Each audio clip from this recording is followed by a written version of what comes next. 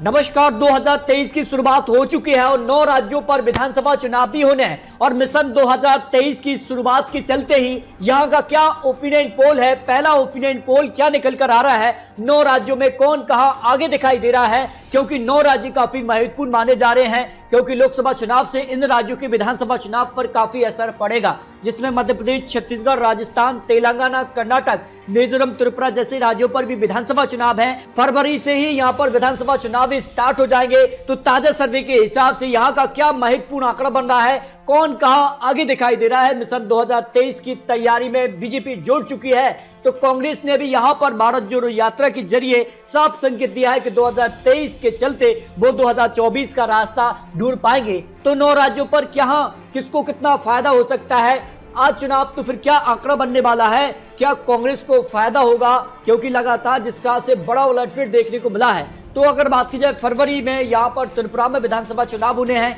और यहां के अगर आंकड़ों की बात की जाए तो 60 विधानसभा सीटें आती हैं, जबकि अगर बात की जाए फरवरी में ही मेघालय में चुनाव है, इसमें अगर बात की जाए तो जिसका से बड़ा उलटफेर हो सकता है। क्या फरवरी में यहां पर नागालैंड, मई में कर्नाटक में विधानसभा चुनाव होंगे, नवंबर में छत्तीसगढ़, मध्य प्रदेश और यहां पर मिजोरम में, जबकि दिसंबर में यहां पर राजस्थान और तेलंगाना में विधानसभा चुनाव होंगे। इसके अलावा बात की जाए जम्मू कश्मीर विधानसभा चुनाव भी कभी भी तारीखों का ऐलान हो सकता है। इस 2023 के शेड्यूल के अंदर कभी भी यहां पर जो है जम्मू कश्मीर विधानसभा चुनाव पर तारीखों का ऐलान हो सकता है। तो आइए जानते हैं इन राज्यों का क्या महत्वपूर्ण गणित बन सकता है। आज ताजा सर्वे के हिसाब से 2023 का ये पहला सर्वे है और यहां का क्या महत्वपूर्ण विश्लेषण आंकड़ा बनने की संभावना लगाई जा रही है। तो तेलंगाना विधानसभा चुनाव के साथ शुरुआत करते हैं। 9 राज्य और एक यहां पर बात की जम्मू कश्मीर विधानसभा चुनाव, करीब 10 राज्यों पर विधानसभा चुनाव है 2024 से पहले। तो 2023 के लेकर जो आंकड़ा बन रहा है तेलंगाना को लेकर 115 सीटें आती हैं और ओपिनियन पोल के हिसाब से किसका पलड़ा भारी हो सकता है। देखिए 2018 की बात की जाए तो यहां पर जो पार्टी है टेरस को उसको जीत मिली थी, करीब 88 सीटों पर उनको जीत मिली थी और यहां पर बात की जाए तो 40% वोट शेयर रहा था। दूसरे नंबर की अगर बात की जाए तो तेलंगाना में कांग्रेस को यहां पर 28% वोट शेयर के साथ 19 सीटों पर जीत मिली थी, जबकि अगर बात की जाए तो ऑल इंडिया जो यहां पर एआईएम पार्टी है उसको करीब 7 सीटें और यहां पर टीडीपी को यहां पर 2 सीटें, बीजेपी को यहां पर 1 सीट पर जीत मिली। तो क्या बीजेपी यहां पर 1 सीट के चलते यहां पर बड़ा खेला करने वाली है। यहां पर 119 सीटें आती है तो ऐसे में यहां का क्या महत्वपूर्ण आंकड़ा बन सकता है।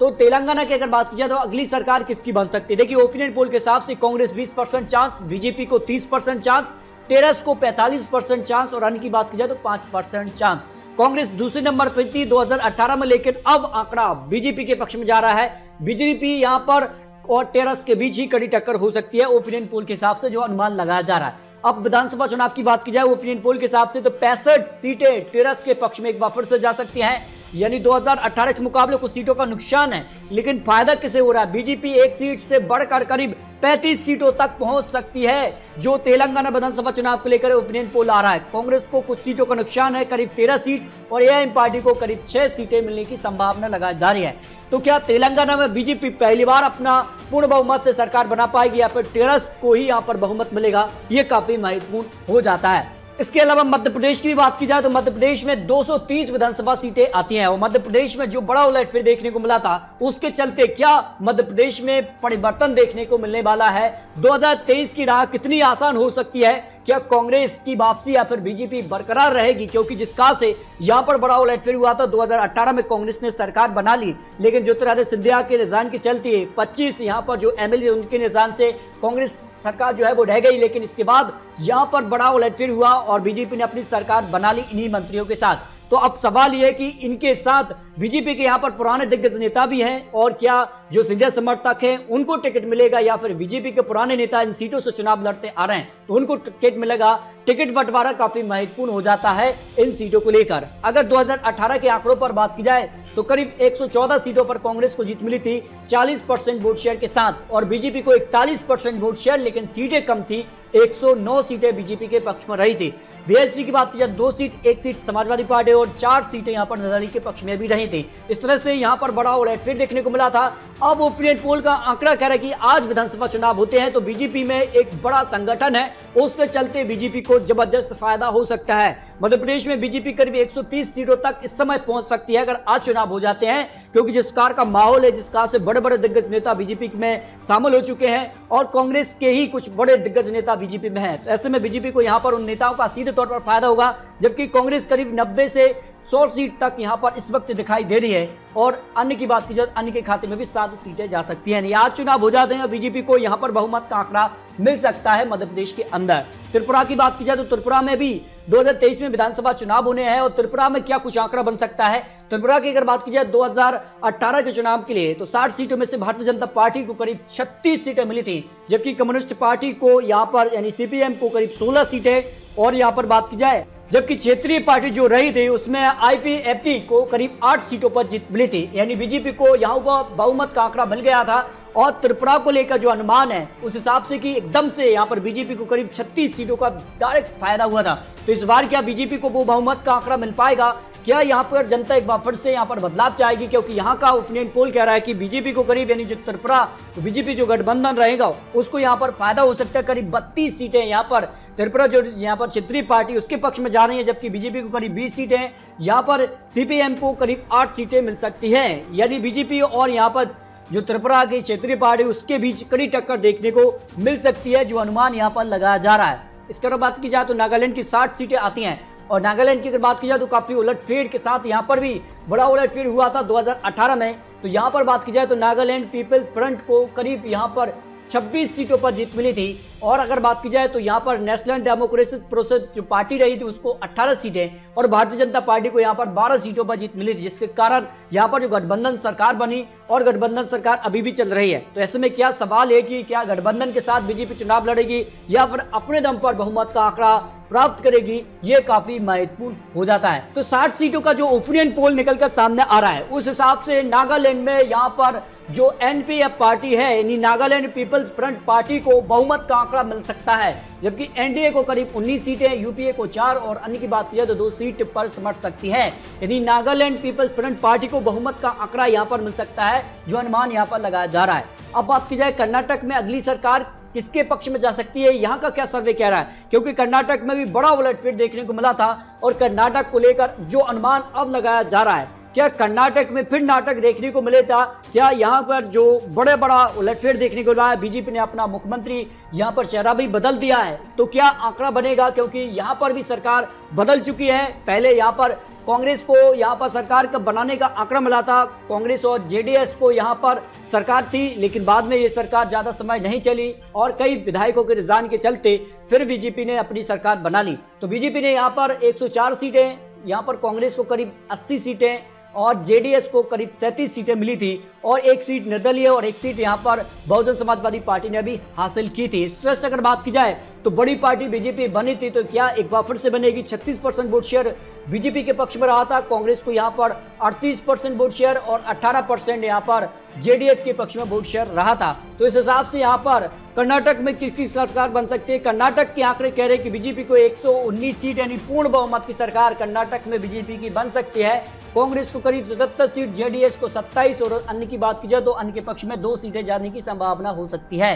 यानी कर्नाटक में आज विधानसभा चुनाव तो फिर बीजेपी को बहुमत का आंकड़ा अपने दम पर मिल सकता है, जो अनुमान यहां पर लगाया जा रहा है। बात की जाए छत्तीसगढ़ में भी तो 2023 में विधानसभा चुनाव है और यहां के क्या तैयारी है और इस तैयारी को लेकर क्या अनुमान यहां पर लगाया जा रहा है। तो छत्तीसगढ़ के कुछ आंकड़ों की बात की जाए तो कांग्रेस को एक तरफा 68 सीटों पर जीत मिली थी, सीधे तौर पर 29 सीटों का कांग्रेस को फायदा हुआ था, एक तरफा जीत मिली। भारतीय जनता पार्टी केवल 15 सीटों पर सिमट गई, 34 सीटों का नुकसान हुआ था 2018 में। और अगर बात की जाए तो यहां पर 43% वोट शेयर कांग्रेस को और 33% वोट शेयर बीजेपी के पक्ष में रहा था, जबकि 5 सीटें यहां पे जनता जो कांग्रेस छत्तीसगढ़ रही थी उसके पक्ष में रही थी, 2 सीट यहां पर बहुजन समाजवादी पार्टी के पक्ष में भी देखने को मिली थी।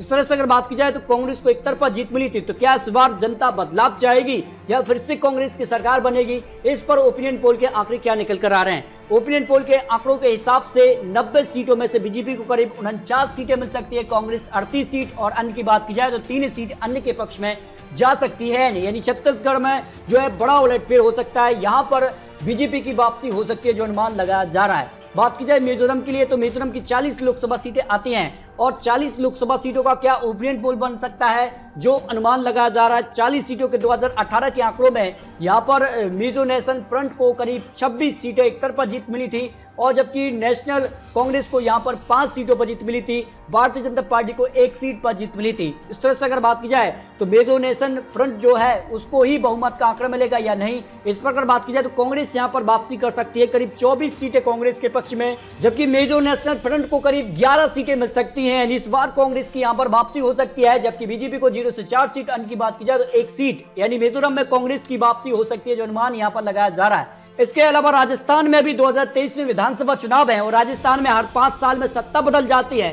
लेकिन कांग्रेस में जो अंदरूनी यहां पर लड़ाई दिखाई दे रही है, क्या इसका कांग्रेस को नुकसान होगा या फिर बीजेपी इसका फायदा उठा पाएगी, क्योंकि यहां पर भी बदलाव देखने को मिलता है और बदलाव के हिसाब से इस बार बीजेपी का नंबर है। तो क्या बीजेपी जो आंकड़ा है इसको यहां पर बरकरार रहेगी, क्या जनता यहां पर कांग्रेस का साथ देगी, जिसका से अशोक गहलोत ने बड़ा उलटफेर किया था, तो अशोक गहलोत की रणनीति पर क्या कांग्रेस को दोबारा जीत मिलेगी। यहां के आंकड़े 100 सीटों पर कांग्रेस को जीत मिली थी और यहां पर बात की जाए तो बहुजन समाजवादी पार्टी को करीब यहां पर 6 सीटें, जबकि बीजेपी को यहां पर जो है 73 सीटों पर जीत मिली थी, जबकि 13 सीटें यहां पर निर्दलीय के पक्ष में रही थी, 3 सीटें यहां पर जो है राष्ट्रीय लोकदल पार्टी के पक्ष में भी दिखने को मिली थी। इस तरह से अगर बात की जाए तो राजस्थान में काफी बड़े आंकड़े परिवर्तन के देखने को मिलते हैं, हर 5 साल में यहां पर सत्ता बदल जाती है, उस हिसाब से अब बीजेपी का नंबर 111 को पार कर सकता है।